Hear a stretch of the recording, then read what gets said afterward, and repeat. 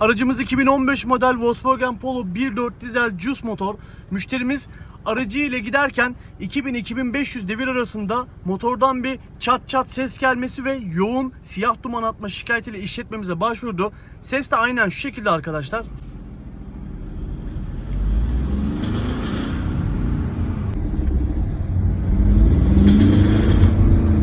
Bu sesi rolantide yapmıyor. Sadece araç yüke bindiğinde yapıyor.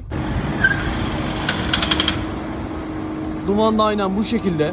Cihaza bağladığımızda herhangi bir arıza kaydı yok. Bunun nedeni enjektörler arkadaşlar. Enjektörler bozulduğunda bu şekilde fazla yakıt, az yakıt gibi sıkıntılardan ses yapıyor. Görüyorsunuz zaten.